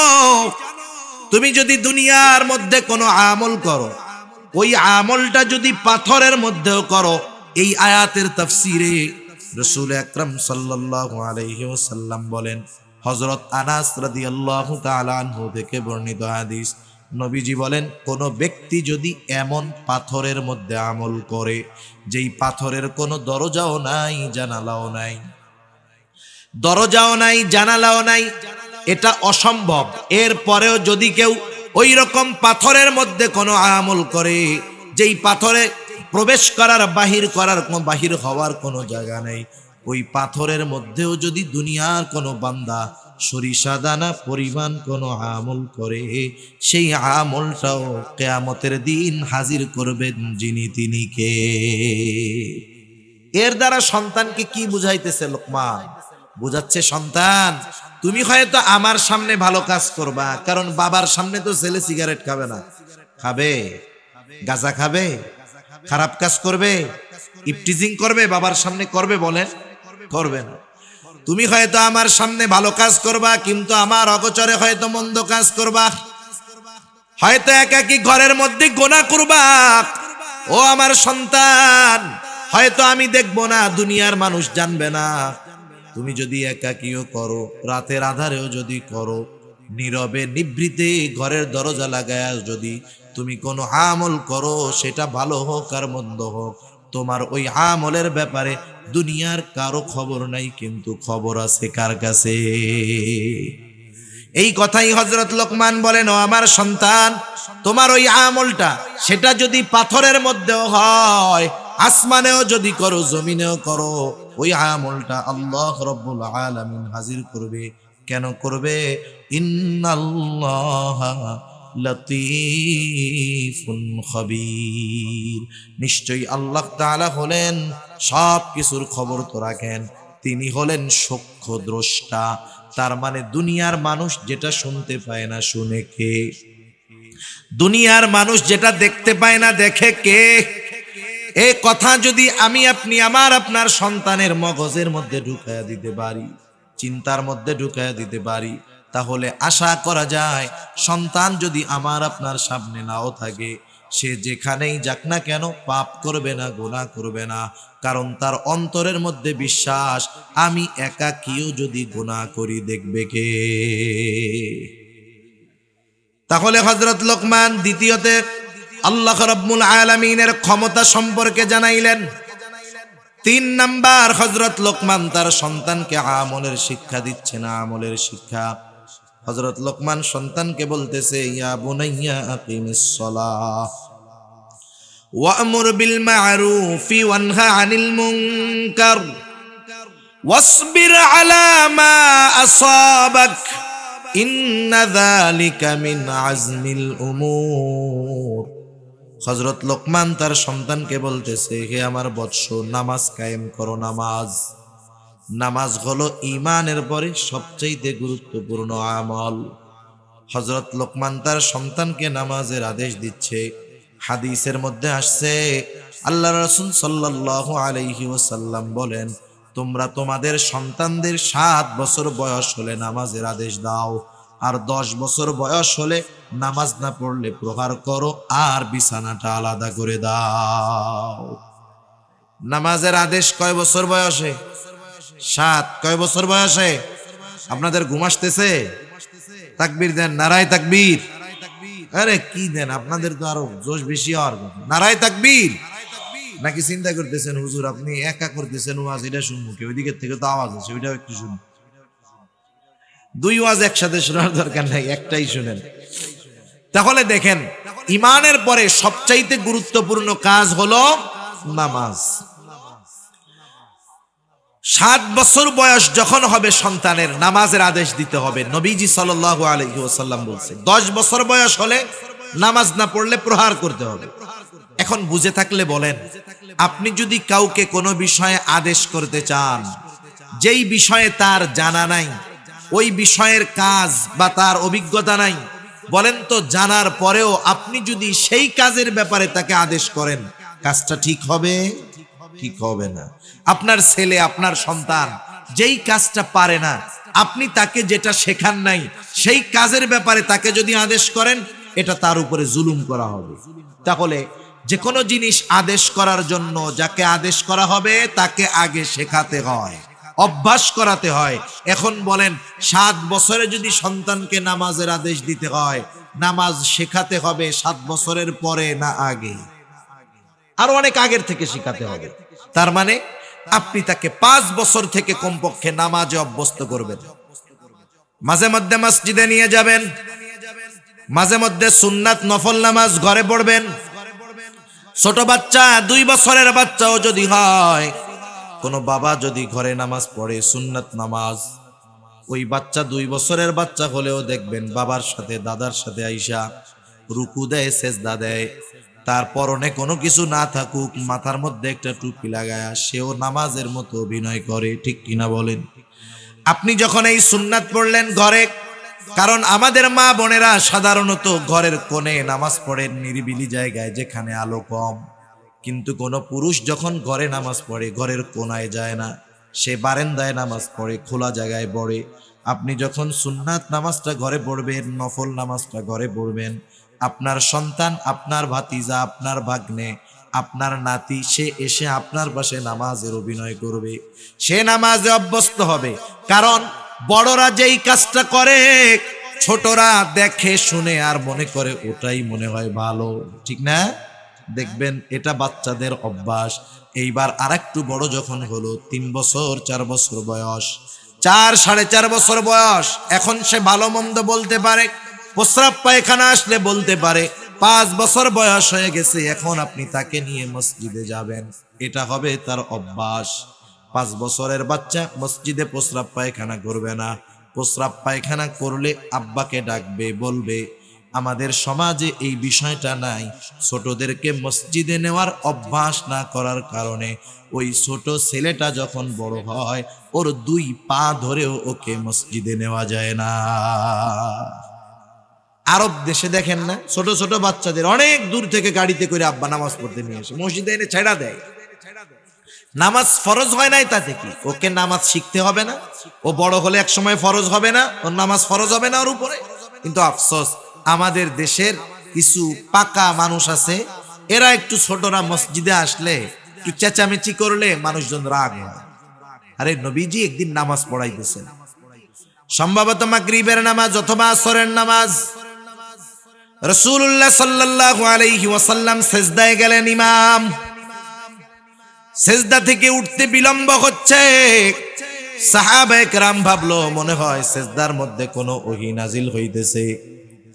আর নবীজি সাল্লাল্লাহু আলাইহি ওয়াসাল্লাম যখন কোনো নতুন ওহী নাজিল হতো, সাথে সাথে উপস্থিত সাহাবারা যারা থাকতেন তাদের সামনে নবীজি তিলাওয়াত করতেন আর বলে দিতেন এটা ওই সূরার অংশ, ওইটার সাথে যোগ করবা। রাসূলুল্লাহ সাল্লাল্লাহু আলাইহি ওয়াসাল্লাম নামাজ শেষ করলেন, সাহাবাদের দিকে ঘুরে বসলেন। সকলে চিন্তা করতেছে হয়তো নতুন কোনো ওহী নাজিল হয়েছে, তিলাওয়াত করে নবীজি শোনাবে। কিন্তু নবীজি তো কিছু বলেন না। একজন উৎসুক সাহাবী নবীজিকে প্রশ্ন করলো, ইয়া রাসূলুল্লাহ, নামাজের ওই সিজদাটা অনেক দীর্ঘ করলেন, বিলম্ব করলেন, কোন ওহী নাজিল হয়েছিল নাকি? নবীজি সাল্লাল্লাহু আলাইহি ওয়াসাল্লাম বললেন, না, ওহী নাজিল হয় নাই। আমি যখন ওই রাকাতের সিজদায় গেলাম, নবীজির মসজিদের মেহরাব যেটা ছিল, নামাজ যে জায়গায় দাঁড়ায় পড়াইতেন, একেবারে সাথে সাথেই একটা দরজা, দরজার পাশেই নবীজির হুজরা। নবীজি সাল্লাল্লাহু আলাইহি ওয়াসাল্লাম রমাদানে ইতিকাফ করতেন। আয়েশা সিদ্দিকা রাদিয়াল্লাহু তাআলা আনহা বলেন, নবীজি মসজিদে ইতিকাফে থাকতেন আর আমি হুজরার দরজা দিয়ে নবীজির মাথায় তেল দিয়ে দিতাম। তার মানে বুঝতে পারছেন, মসজিদ আর নবীজির হুজরাটা হলো একেবারে সাথে। নবীজি সিজদায় গেলেন। এইবার নবীজি বলেন, আমার নাতি হুসাইন, আমি যখন সিজদায় গেলাম আমার ঘাড়ের উপরে উঠে খেলা শুরু করে দিল। আমি দেখছি অনেক সময় বাসায় যখন কেউ নামাজ পড়ে, ছোট বাচ্চা ঘোড়ার মতো করে উঠে নাচে, ওঠে না? এবার মা কি করে, ধাক্কা দিয়া ফালায় দেয়, মানে ওর সাথে কুস্তি করে। আরে ওইটা খেলুক না, কারণ ছোট বাচ্চাদের অভ্যাস হইল ওরা এক কাজ অনেক সময় করে না। আপনি ছোট একটা বাচ্চাকে দিয়ে এক কাজ অনেক সময় করাতে পারবেন না, 2-3 মিনিট পর পর ওর খালি কাজ পরিবর্তন হয়। ও হয়তো 1 মিনিট আপনার সিজদার সময় ঘাড়ের উপরে ওইটা বসবে, যখন দেখবেন নড়াচড়া করে না, ও এমনি নেমে যাবে। তা আপনি সুবহানা রাব্বিয়াল আ'লাটা একটু বাড়ায়া পড়েন, অসুবিধা নেই তো? অসুবিধা আছে? কিন্তু কি করে, ধাক্কা দিয়া ফালায়া দেয় ছোট বাচ্চা। এ কাজ আমরা করব না। আমি নামাজের সিজদায় গেলাম, ছোট বাচ্চা ঘাড়ের উপরে উঠছে, যতক্ষণ থাকে থাক। আমি যখন বাসায় সুন্নাত পড়ি, আমার বাচ্চা এরকম ওঠে, ঘাড়ের উপরে উঠে ঝুলা থাকে, থাক ঝুলা, কতক্ষণ তুই থাকবি, থাক। এক সময় ও নাইমাই যায়। এজন্য আমরা যদি এখন বাসায় নামাজ পড়বো, ওরা যদি ঘাড়ের উপরে উঠে টুঠে, আমরা রাগ করবো না, ও থাক ওর মতো, 1 মিনিটের মধ্যে এমনি নাইমা যাবে। নবীজি সাল্লাল্লাহু আলাইহি ওয়াসাল্লাম বলেন, হুসাইন আইসা আমার ঘাড়ের উপরে উঠলো। নবীজিকে ঘোড়া বানায় খেলতো হুসাইন রাদিয়াল্লাহু তাআলা আনহু। নবীজির গায়রাত, ব্যক্তিত্ববোধ, এইরকম গায়রাত কারো ছিল না। কিন্তু নবীজি শিশুদের সাথেও মিশতেন। নবীজি ঘোড়া হইতেন, হাসান হুসাইন রাদিয়াল্লাহু তাআলা আনহুমা নবীজি পিঠের উপরে উঠা ঘোড়া বানায় খেলতো। সাহাবায়ে কেরাম হুসাইন রাদিয়াল্লাহু তাআলা আনহুকে বলতো, তোমার ঘোড়াটা তো বেশ দামি ঘোড়া। নবীজিও মজা করতেন। এইবার ওই ছোট বাচ্চা বোঝে না, নানা সেজদায় গেছে, ঘাড়ের উপরে ওইটা ঘোড়া বানায় খেলা শুরু করছে। নবীজি বললেন, আমি চাইলাম না সে তার খেলার ব্যাপারে অতৃপ্ত থাক। সে যতক্ষণ না তৃপ্ত হলো, আমি আমার সেজদাটাকে প্রলম্ব করে দিলাম, দীর্ঘ করে দিলাম। সে খেললো, তৃপ্ত হলো, আমার ঘাট থেকে নেমে গেল। এরপরে আমি সেজদা থেকে মাথা উঠাইলাম। বলেন তো আমাদের দেশে হইলে কি হইতো? কোন ইমাম যদি এই কারণে সেজদা লম্বা করতো, সালাম ফিরায় মুসল্লি জিজ্ঞাসা করতো কি ব্যাপার, কি হইছে? সালাম ফেরানো লাগতো না। ইমাম যদি সেজদাটারে একটু লম্বা করে, মুসল্লি মাথা উঠায় দেখতো ইমাম বাইসে আছে না মরছে, ঠিক কিনা? এরপরে যদি দেখতো যে ইমাম সাহেবের ছেলে ইমাম সাহেবের ঘাড়ের উপরে ওইটা খেলতেছে, সালাম ফেরানোর আগে ওই লোক কইতো কি, নামাজ বাদ দিয়ে, হুজুর চাকরি আপনার শেষ, ওই দরজা দিয়ে বাইরন। আমাদের দেশে তো ইমামের চাকরি যাইতে টাইম লাগে না। তো ইমাম নেওয়ার সময় কত শর্ত, কত যোগ্যতা দরকার, কিন্তু ইমামরে ডিলিট করার সময় মোবাইলের মেমোরির মতো চাপ দিলেই কুল্লু খালাস। হায় হায়, আপনারা শুনছেন না সম্প্রতিকালে একজন ইমামের দায়িত্ব কি? ইমাম হলো ওই সমাজের একজন নেতা। দুনিয়াবি লাইনের নেতা না মানেন, কিন্তু আপনাকে দ্বীনি লাইনের নেতা ইমামকে মানতেই হবে, ঠিক কিনা বলেন? ইমামের দায়িত্ব কি? ইমাম যখন দেখবে ওই সমাজে তার মহল্লার মধ্যে শরীয়ত বিরোধী কোনো কাজ হচ্ছে, ওই ইমাম তার দায়িত্বের কারণে বাধা প্রদান করবে, ঠিক কিনা বলেন? আমাদের বাংলাদেশের ফটিকছড়ি থানা চট্টগ্রামে এক ওনার এলাকার মধ্যে বিবাহ শাদীর মধ্যে ডিজে গান টান বাজাইয়া বিবাহর সময় ইমাম সাহেবরে ডাকতেছে, বিয়েটা পড়াই যান। ইমাম সাহেব যান নাই, একেবারে সঠিক কাজ করছেন, উনি বিবাহ পড়ান নাই। এই রাগে ক্ষোভে ওই কমিটি ইমামকে বের করে দিয়েছে। বিবাহ হলো রাসূলের সুন্নাত, সুন্নাতের মধ্যে ওই ধরনের অপকর্ম থাকবে। একজন ইমাম যার মধ্যে ন্যূনতম দায়িত্ববোধ আছে, সে ওই বিবাহ পড়াবে না, এটাই বাস্তবতা, এবং উনি সঠিক কাজ করেছেন। ওরা মনে করতেছে ইমামকে আমি তাড়িয়ে দিলাম আর ইমাম এখন না খায়া মরবে। না না, ওই ইমামরে তো এদেশের কেউ চিনতো না। কেউ চিনতো? ওরা বাইর করে দিল, গোটা দেশের মানুষ এখন তাকে চিনবে। ওই জায়গায় যদি ওর 10,000 বেতন হয়ে থাকে, ইনশাআল্লাহ আরো বেশি সম্মানের জায়গায় আল্লাহ তাআলা তাকে নিবে, ঠিক কিনা বলেন? কারণ কেউ যদি সত্য কথা বলার কারণে কোথাও থেকে তাকে বের করে দেওয়া হয়, মনে করবেন ওই জায়গার যোগ্য সে নয়, এমন নয়, বরং ওই লোককে রাখার যোগ্যতা ওই জায়গার লোকজনের নাই। ইনশাআল্লাহ তার ভালো ব্যবস্থা হবে। তো যাই হোক, আমাদের দেশের ইমামদের চাকরি যেতে টাইম লাগে না। এই কথা বললাম যে নবীজি নামাজের মধ্যে সেজদায় বিলম্ব করেছেন একজন শিশুর ইচ্ছাকে প্রাধান্য দিতে গিয়ে। আমাদের মসজিদে অনেক সময় বাচ্চারা যায়, অনেক মসজিদে একটু জিলাপি টিলাপি দেয়, মাঝে মধ্যে দেয় না? আপনাকে এলাকায় দেয় নাকি? কতজন টিটকারি মারে, দেখ নিজেও নিতে আইসি, কোলের ডারে লই আইসি।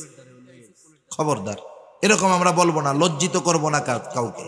ছোট বাচ্চা একটু দৌড়াইতেছে মসজিদের মধ্যে, সালাম ফিরাইয়া ঘাড় ফুলাইয়া নাক ফুলাইয়া কি বলে, এই বের হয় এখান থেকে।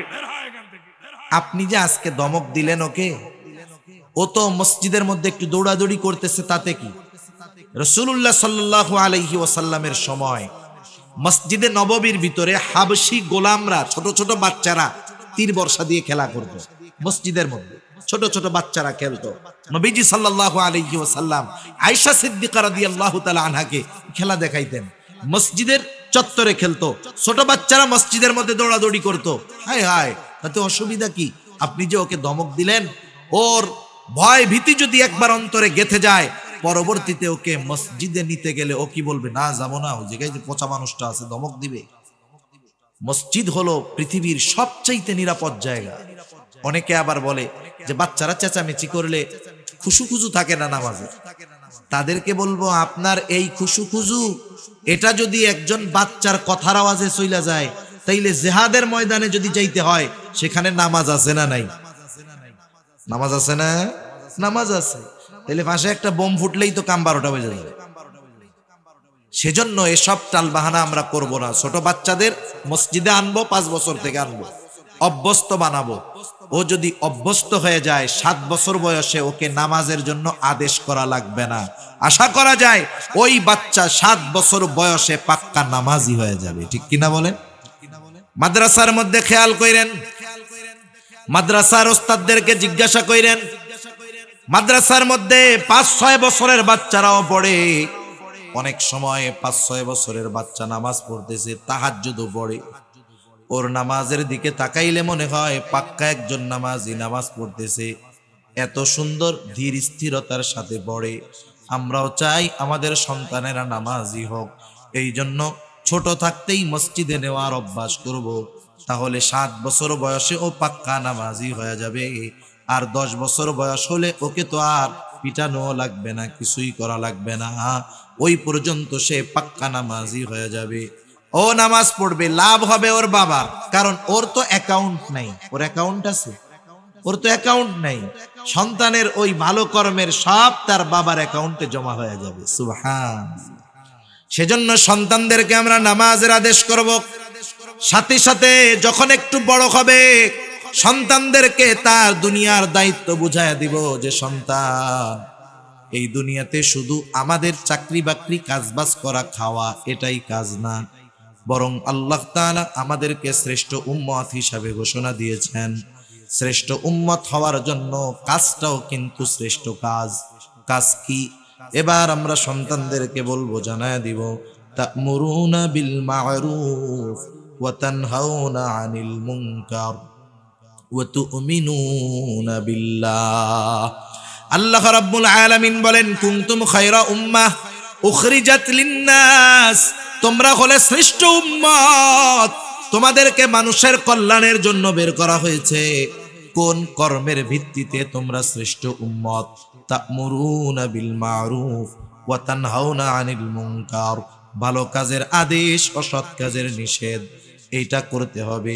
সাথে সাথে ঈমান থাকতে হবে। ঈমানদার ভালো কাজের আদেশ করে, অসৎ কাজের নিষেধ করে, এই লোকটাই হলো শ্রেষ্ঠ উম্মত। এবার হযরত লোকমান সেই কথাই বলতেছে, বৎস, নামাজ কায়েম করার পাশাপাশি আরো একটা কাজ করবা, ওয়া'মুর বিল মা'রুফ ওয়ানহা আনিল মুনকার, ভালো কাজের আদেশ করবা, অসৎ কাজের নিষেধ করবা। এই কর্মটা ঈমানের সাথে সম্পৃক্ত কর্ম। কারণ নবীজি সাল্লাল্লাহু আলাইহি ওয়াসাল্লাম জানায় দেন, মান রাআ মিনকুম মুনকারা ফালইউগাইরহু বিয়াদিহি ফাইন লাম তাসতাতি' ফাবিলিসানিহি ফাইন লাম তাসতাতি' ফাবিকলবিহি ওয়া যালিকা আযআফুল ঈমান। অনেক সময় আমরা এটা মনে করি আমাদের কাজ হলো শুধু নামাজ রোজা করা, আর কোনো দায়িত্ব নাই। বাস্তবতা হলো প্রত্যেকটা ইমানদারের উপরে এই দায়িত্ব, ভালো কাজের আদেশ করা, অসৎ কাজের নিষেধ করা। বলেন, এ দায়িত্ব একজনের উপরে না সবার উপরে? কিন্তু সবার উপরে কাজটা সমানভাবে হবে না। কারণ আপনাদের এলাকার এমপি সাহেব যেই মন্দ কাজটা থামাতে পারবে, আপনি পারবেন? আমি পারবো? কারণ ওই পাওয়ার আল্লাহ আমারে দেয় নাই। এজন্য নবীজি সাল্লাল্লাহু আলাইহি ওয়াসাল্লাম হাদিসের মধ্যে আমাদের কি জানিয়ে দিয়েছেন যে আমরা কোন পদ্ধতিতে ভালো কাজের আদেশ, অসৎ কাজের নিষেধ করব। ভালো কাজের কথা বলা যায়, কিন্তু অসৎ কাজ থেকে থামানো কঠিন। নবীজি এজন্য বলেন, যখন তোমাদের মধ্যে কেউ ভালো মন্দ কাজ দেখবে, মান রাআ মিনকুম মুনকারা, খারাপ কাজ দেখবে, তার ক্ষমতা আছে, পাওয়ার আছে, সে কি করবে? সে সেই কাজটাকে থামায়া দিবে। ফালইউগাইরহু বিয়াদিহি, সে শুধু থামায়া দিবে তা নয়, ওই মন্দ কাজের জায়গায় ভালো কাজ প্রতিষ্ঠিত করবে। একটা হলো থামায়া দেওয়া, আর একটা হলো ঘুরায়া দেওয়া। মানে আছে খারাপ কাজের দিক, ঘুরায়া ভালো কাজ করবে। এক জায়গায় গান হয়, যাত্রাপালা হয়, খারাপ অনুষ্ঠান হয়, পাওয়ার আছে, ক্ষমতা আছে, ওই কাজ বন্ধ করে ওই জায়গায় সে ভালো কাজ প্রতিষ্ঠিত করবে। এক সময় গান হইতো, এখন সে সেটারে ঘুরাইয়া দ্বীনি একটা মজমার ব্যবস্থা করলো, তাফসীর মাহফিলের ব্যবস্থা করলো, ইসলামী সম্মেলনের ব্যবস্থা করলো।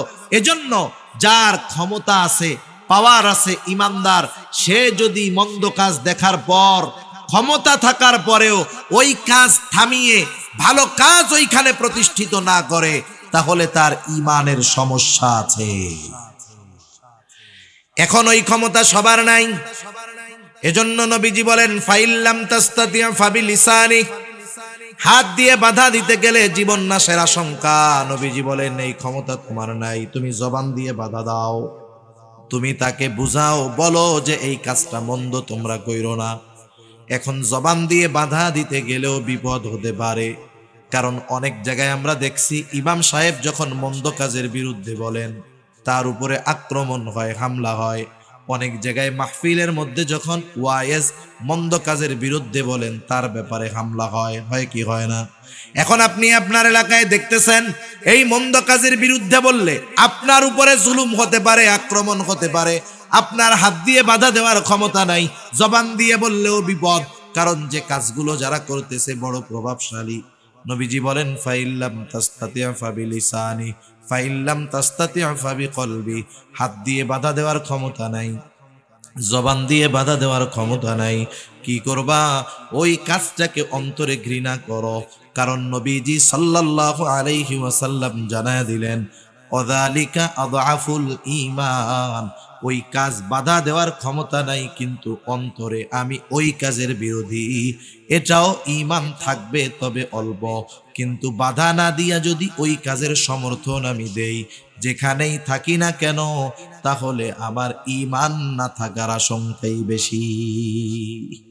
সেজন্য যে কোনো কাজ, মন্দ কাজ, পাপের কাজ, এগুলো দেখলে বাধা দিতে না পারলে, মুখ দিয়ে বলতে না পারলে, কমপক্ষে অন্তরে ঘৃণা রাখবো, আল্লাহর কাছে বলবো আল্লাহ আমার তো বাধা দেওয়ার ক্ষমতা নাই, আমার তো বলার ক্ষমতা নাই, আমি দুর্বল মানুষ, আয় আল্লাহ আমি আপনার গোসা থেকে আশ্রয় চাই, আমার সাধ্য নাই, আমি তাদের এই কাজের সমর্থন করি। কারণ মুফাসসিরিনে কেরাম লিখেন এক এলাকায় অপরাধ হইতেছে, মনে করেন এক জায়গায় অপরাধ হইতেছে, অপরাধের মধ্যে আপনার থাকা লাগতেছে, আপনি সেখানে আছেন ওই এলাকায়, কিন্তু বাধাও দিতে পারেন না, বলতেও পারেন না, কিন্তু তার অন্তরে যদি এইটা থাকে যে আমি এই কাজের সমর্থন করি না, এ কাজের কোনো সমর্থন আমার নাই, আল্লাহ তাআলার কাছে মাফ চাই, ওই এলাকায় থাকার পরেও সে কেমন যেন ওই কাজের সাথে সম্পৃক্ত ছিল না বলে গণ্য হবে। কিন্তু আরেকজন আছে সৌদি আরব ওমরা করতে গেছে, দেশের থেকে যুবকেরা ফোন দিয়েছে যে 14ই ফেব্রুয়ারি আসতেছে ভাইজান, আমরা তো একটা কনসার্ট করতে চাই, আসতেছে না, এই গজবের এক দিবস বানাইছে, 14ই ফেব্রুয়ারি আসতেছে, আমরা তো একটা কনসার্ট করতে চাই, নেতা আছে ওমরায়, নেতা কই আছে? আরে জোরে বলেন না, কোথায় আছে? ওমরায় আছে। আপনি কি বলেন? উনি বলতেছে আমার তো ওমরা শেষ করে আসতে 20 তারিখ হবে, আচ্ছা তোমরা করো।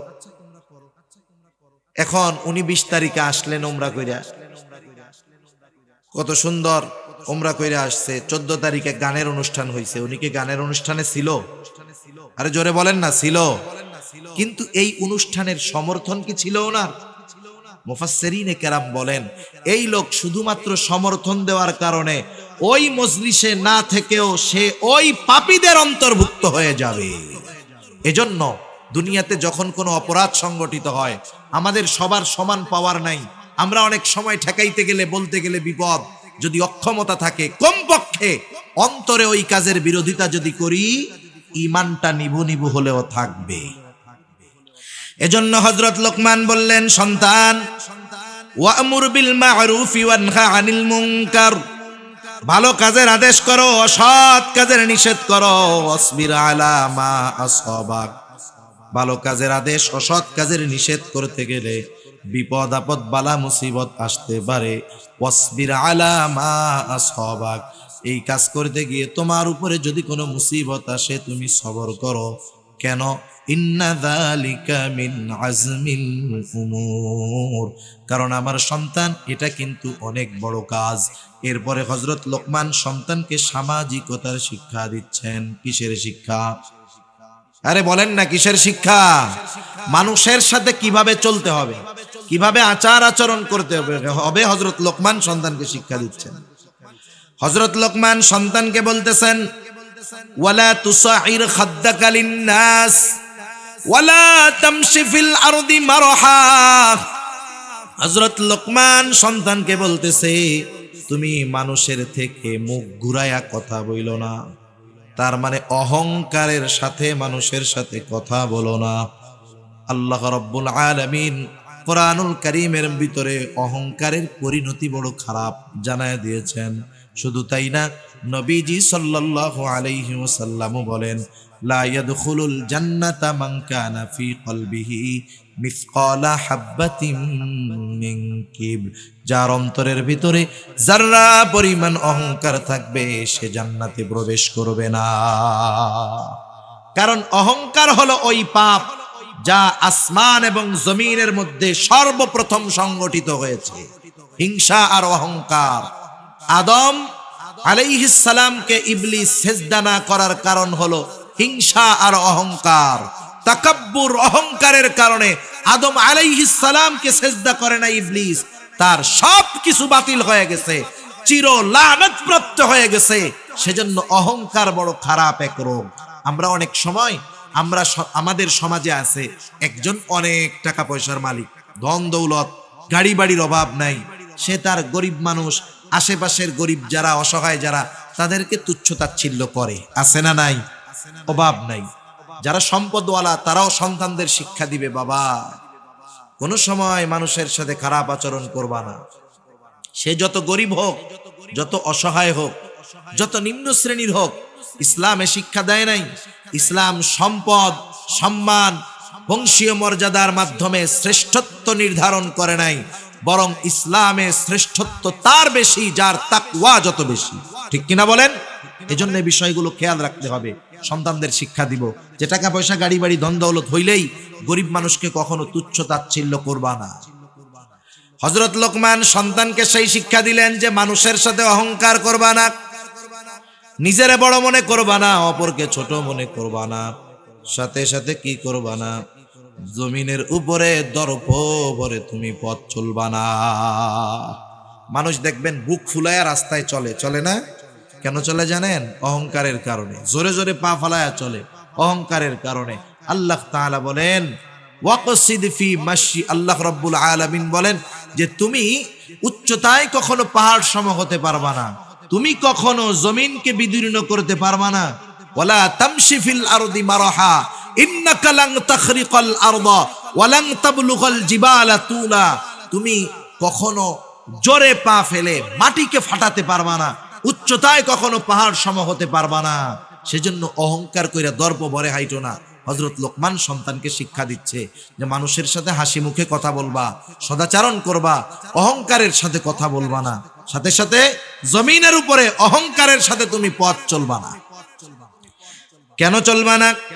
ইন্নাল্লাহা লা ইউহিব্বু কুল্লা মুখতালিন ফাখুর, নিশ্চয় আল্লাহ রাব্বুল আলামিন মুখতাল আর ফাখুরকে পছন্দ করেন না। মুখতালকে, ফাখুরকে, কষ্ট নয় আর 5 মিনিট থেকে 6 মিনিটের মধ্যে শেষ। মুখতালকে আর ফাখুরকে, মুখতাল হলো যে নিজেকে নিজে বড় মনে করে, মাঝে মধ্যে মনে মনে রসগোল্লা খায়, মনে মনে কি খায়? একা একা ভাবে আমি খুব ভালো আলেম, আমি খুব ভালো ওয়াইজ, আমি খুব ভালো যোগ্য ব্যক্তিত্ব, আমি খুব ভালো শিক্ষিত, একা একা ভাবে নিজের ব্যাপারে যে আমি খুব ভালো। এটা হলো মুখতাল। এটা কে বলেন? মুখতাল, যে নিজেকে নিজে বড় মনে করে। আর ফাখুর, যে অপরকে তুচ্ছ করে, নিজেরে বড় মনে করে, বলে ওর চাইতে আমি ভালো আলেম, ওর চাইতে আমি ভালো ওয়াইজ, ওর চাইতে আমি ভালো ব্যবসায়ী, ওর চাইতে আমি ভালো আবেদ। অপরকে তুচ্ছ করে, নিজেকে বড় মনে করে, এটা হলো ফাখুর। আল্লাহ তাআলা বলেন ইন্নাল্লাহা লা ইউহিব্বু কুল্লা মুখতালিন ফাখুর, নিশ্চয়ই আল্লাহ তাআলা মুখতাল আর ফাখুরকে ভালোবাসেন না। বলেন তো, একটা মানুষের দুনিয়ার সব কিছু আছে কিন্তু আল্লাহ তাকে ভালোবাসে না, দুনিয়া থাকার দ্বারা তার কোনো লাভ আছে নাকি? কারণ দুনিয়ার কিছু নাই, আল্লাহর ভালোবাসা যদি পায় কোনো অসুবিধা নাই।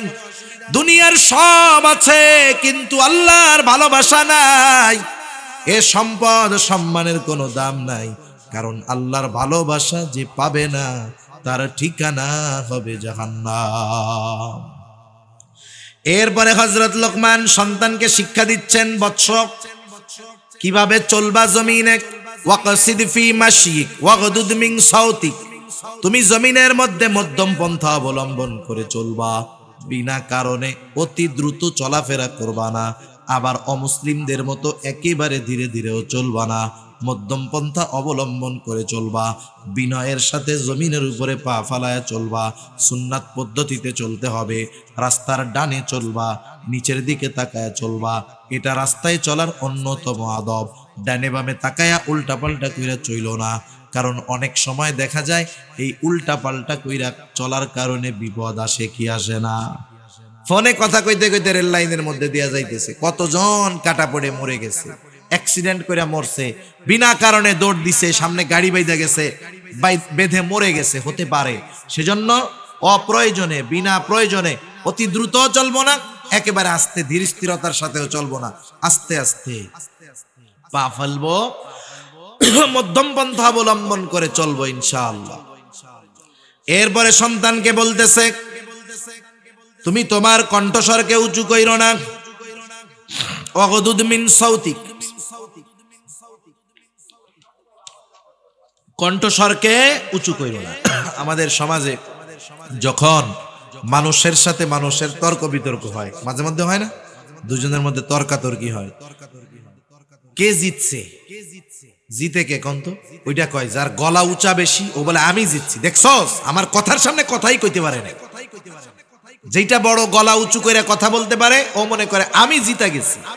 অথচ যারা বিনা কারণে উচ্চ স্বরে কথা বলে, এদের ব্যাপারে কোরআনুল কারীম বলতেছে যে তাদের কণ্ঠস্বর গাধার কণ্ঠস্বরের মতো, তাদের কণ্ঠস্বরকে গাধার কণ্ঠস্বরের সাথে তুলনা করা হয়েছে।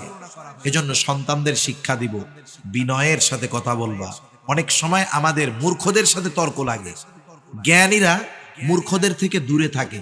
জ্ঞানী যারা তারা কি বলে, রহমানের বান্দাদের গুণাবলীর মধ্যে একটা গুণাবলী হলো ওয়াইদা খাতাবাহুমুল জাহিলুনা ক্বালু সালামা, যখন তাদেরকে উদ্দেশ্য করে কোনো জাহেল কিছু বলে তখন ওরা কি বলে, সালামা, শান্তি শান্তি। তার মানে ভাই ঠিক আছে ঠিক আছে, তুই জয়, যা যা যা, সে কোনো ভেজালের মধ্যে যায় না। আমরা যদি মনে করি যে আমি কথা না বইলা চইলা আসলাম, হাইরা গেলাম, বিষয়টা এমন নয়। এখানে ওই চিল্লাচিল্লি যে করছে সেই হারছে, আর তার কণ্ঠস্বরকে গাধার কণ্ঠস্বরের সাথে তুলনা করা হয়েছে। ইন্না আনকারাল আসওয়াত লাসাউতুল হামির, নিশ্চয়ই সবচাইতে নিকৃষ্ট আওয়াজ হলো গাধার আওয়াজ। এখন আসেন আমরা আমাদের সন্তানদেরকে যদি হযরত লোকমানের এই নসিহত গুলো করি, ওয়াজ গুলো করি, আমাদের সন্তান সম্পদে পরিণত হবে, দুনিয়াও কাজে আসবে, আখিরাতেও কাজে আসবে। সেজন্য আজকের শিক্ষণীয় বিষয়, 1 নাম্বার, আমরা আমাদের সন্তানদেরকে ঈমানের শিক্ষা দিব। আমি অনেক সময় নিজে দিতে পারি না, আমি ঈমান শিক্ষা দেওয়ার নিয়তে আমার সন্তানটাকে মাদ্রাসায় দিয়ে দিব, কারণ মাদ্রাসায় তাকে ঈমানের পরিচয় শেখানো হবে। সাথে সাথে আমিও তাকে নসিহত করব যদি আমি নিজে বুঝি। এরপরে আমরা তাকে আল্লাহর ক্ষমতা সম্পর্কে ছোটবেলা থেকে বিশ্বাস করাবো। ছোট বাচ্চাদেরকে যা বোঝানো হয়, যেই আকীদা, যে বিশ্বাস তার অন্তরে একবার গেঁথে যায় ছোটবেলায়, এ বিশ্বাস তার মধ্যে কাজ করে। কারণ আরবিতে একটা প্রবাদ আছে, প্রত্যেকটা জিনিস তার মূলের দিকে ফিরে আসে, প্রত্যেকটা জিনিস তার মূলের দিকে ফিরে আসে। ওই বাচ্চাটাকে যদি আমি আল্লাহর ক্ষমতা সম্পর্কে বিশ্বাস করাতে পারি, হয়তো শয়তানের ধোঁকায়, আল্লাহ না করুন, পাপাচারে লিপ্ত হতে পারে, কিন্তু জীবনের একটা সময় সে আবার তার মূলের দিকে ফিরে আসবে। দেখেন না, মানুষ যখন ঘুড়ি উড়ায় প্রথমে তো হাতেই থাকে, আস্তে আস্তে আস্তে আস্তে নাটাই থেকে সুতা ছাড়ে, কত দূর চলে যায় ঘুড়ি। যখন আবার সূর্য ডুবে যায়, সন্ধ্যা নেমে আসে, ঘুড়ির মালিক আবার টান দিয়ে ঘুড়িটারে হাতে নিয়ে আসে, ঠিক কিনা বলেন? এখন দেখেন, আমরা যদি সন্তানদের এই বিশ্বাস ঢুকায় দেই, আব্বু তুমি যে পাপ করো না কেন আল্লাহ তাআলা কিন্তু তোমাকে দেখবে, সব কিছু দেখে, যেখানেই করো না কেন কেউ না দেখলেও আল্লাহ দেখে, এই বিশ্বাস যখন তার মধ্যে ঢুকবে, সে যদিও শয়তানের ধোঁকায় পাপে জড়িয়ে যায়, এক সময় সে ওই বিশ্বাসের কারণে তার আসল, তার মূলের দিকে ফিরে আসবে। এই জন্য আল্লাহর ক্ষমতা সম্পর্কে আমরা আমাদের সন্তানদেরকে শিক্ষা দিব। 1 নাম্বার ঈমানের শিক্ষা, 2 নাম্বার আল্লাহর কুদরত, ক্ষমতার শিক্ষা, 3 নাম্বার ইবাদতের শিক্ষা। সব ইবাদতের মূল হলো নামাজ। যার নামাজ ঠিক হয়ে যায় তার দুনিয়ার বাকিগুলো আশা করা যায় ঠিক হবে যদি নামাজ আল্লাহর জন্য হয়। কতজন নামাজ কিন্তু পড়ে নির্বাচনে ভোট পাওয়ার জন্য। এক এলাকায় এক চেয়ারম্যান গেছে, এখন যে দেখে এক এক এলাকায় একই এলাকায় অনেক সময় কোনো কারণে নামাজের সময় ভিন্ন হয়। মনে করেন ওয়াক্ত আসছে 3:45, কথার কথা কেউ আসরের নামাজ পড়ে 4টায়, কেউ পড়ে 4:15, অনেক জায়গায় কারণবশত 4:30ও পড়ে। এখন এক জায়গায় গেছে যায় দেখে আসরের নামাজ শুরু হয়েছে, চিন্তা করছে আসরের নামাজে যদি পড়ি মুসল্লি থাকবে, নামাজের পরে দাঁড়ায় যদি ভোট চাই কাজে লাগবে। এবার মসজিদে ঢুকে গেছে, অজু টজু কিচ্ছু নাই, আসরের নামাজ পড়া টড়া 3 মিনিটের বক্তব্য দিয়েছে, আমি আপনাদের সন্তান এই সেই হান্তান, এই নির্বাচনে আমারে ভোট দিয়েন। এবার মোটরসাইকেল টান দিছে, 5 মিনিট পরে আর এক এলাকায় গিয়ে দেখে ওই এলাকায় 4:15 আসরের নামাজ হচ্ছে, আবার ঢুকছে মসজিদের মধ্যে। এবার আবার আসরের নামাজ পড়া টড়া সবার কাছে বলতেছে, আমি আপনাদের সন্তান, মসজিদে আসলাম কারণ মুরব্বী মুসল্লি সব পাওয়া যায়, আমি ওই যে নামাজের জন্য আসছি, আমার জন্য দোয়া করেন, এই সেই দোয়া টোয়া নিয়ে হুন্ডা টান দিছে সামনে। এবার দেখে ওই এলাকায় 4:30 আসরের নামাজ, আবার ঢুকছে মসজিদের মধ্যে। ঢুইকা একই বয়ান, নামাজের শেষে বলতেছে যে নামাজ কালাম পড়লাম, আপনাদের দোয়া নেওয়ার জন্য আসলাম, আমার জন্য একটু দোয়া করেন, এই সেই বলে টইলা। এবার বলে পিএস রে বলে চল আজকে বাড়ি যাইগা, অন্যান্য দিন আপনি প্রচারণা রাত 12টা পর্যন্ত করেন, আজকে 3 মসজিদে প্রচারণা কইরা শেষ। কই শোন, 20 দিনে যেই প্রচার হইতো এই 3 নামাজে তাই হইছে। এখন পিএস তো বুঝে না, বলে বুঝলাম না, আপনি তো পশ্চিম দিকে উবুতইয়াও পড়েন না, তা আজকে 3 বার আসরের নামাজ পড়লেন নাকি বিগত জীবনের কাজা সহ আদায় শুরু করছেন? কয় না রে, এটা তো আমার আসল নামাজ না, এটা হলো ভোটের নামাজ। কিসের নামাজ? এই জন্য এরকম সময় কত নামাজি হয়ে যায়, এ নামাজ নয়। বরং নামাজ যদি আল্লাহর জন্য হয়, ওই নামাজির বাকি গুনাহ থেকে বাঁচার ব্যবস্থা করে দেয় কে? জোরে বলেন না কে? ওই নামাজি হওয়ার কারণে, আল্লাহর জন্য নামাজি হওয়ার কারণে তার রিজিকের ব্যবস্থা করে দেয় কে? সেজন্য নবীজিও হাদিসের মধ্যে বলেন, কিয়ামতের দিন সর্বপ্রথম হিসাব নামাজের। যার নামাজের হিসাব ঠিক হবে তার বাকি হিসাব আল্লাহ সহজ করে দিবে। যেমন মাদ্রাসা বা স্কুলে যেই ছেলেটা ভালো লেখাপড়া করে, লেখাপড়ায় ঠেকে না, ওই ছেলেটা যদি একটু দুষ্টমিও করে, শিক্ষকেরা দেখাও না দেখার ভান করে। কি চিন্তা করে যে না, ওর মূলটা তো ঠিক আছে, অপরাধটা যদি বড় পর্যায়ের পাপের না হয়, শিক্ষক ওস্তাদ কিছু বলে না। কেন? কারণ ওর লেখাপড়া ঠিক আছে, ঠিক কিনা বলেন? আর যেটা ক্লাসের মধ্যে লেখাপড়া পারে না, ও প্রস্রাব করতে গিয়ে 3 মিনিটের জায়গায় 4 মিনিট লাগলে হুজুরে এই তো ঘন ঘন মুতসকে ডায়াবেটিস। মানে দেখেন, ও পড়ালেখা পারে না বিদায় ওর ছোট বিষয়টাও চোখে পড়ে, আর ও পড়ালেখা পারে বিদায় বড় বড় বিষয়ও অনেক সময় ধরা হয় না, বাদ দিয়ে দেওয়া হয়। সেজন্য কিয়ামতের দিন যে নামাজের হিসাবটা সহজভাবে দিবে, তার বাকি হিসাবগুলো সহজ করবেন কে? সেজন্য আমরা নিজেরা নামাজি হব, সন্তানদের নামাজি বানাবো। ইবাদতের শিক্ষা, প্রথম ঈমানের শিক্ষা, আল্লাহর ক্ষমতার শিক্ষা, ইবাদতের শিক্ষা, এরপরে সামাজিকতার শিক্ষা, মানুষের সাথে কেমন ভাবে চালচলন হবে, এই 4 ধরনের শিক্ষা হযরত লোকমান তার সন্তানকে দিয়েছেন। আমরাও যদি সন্তানদের এই উপদেশগুলো দিতে পারি, বাস্তব জীবনে আমলে পরিণত করতে পারি, এই সন্তান আমার আপনার জন্য দুনিয়া আখিরাতের সম্পদ হবে ইনশাআল্লাহ। আল্লাহ সুবহানাহু ওয়া তাআলা আমাদের সবাইকে কথাগুলো বুঝবার, আমল করবার তৌফিক দান করুন। সকলে বলি আমিন। আরো জোরে জবান খুলে বলি আমিন। ওয়া আখিরু দাওয়ানা আনিল হামদুলিল্লাহি রাব্বিল আলামিন। আসসালামু আলাইকুম ওয়া রাহমাতুল্লাহি ওয়া বারাকাতুহু।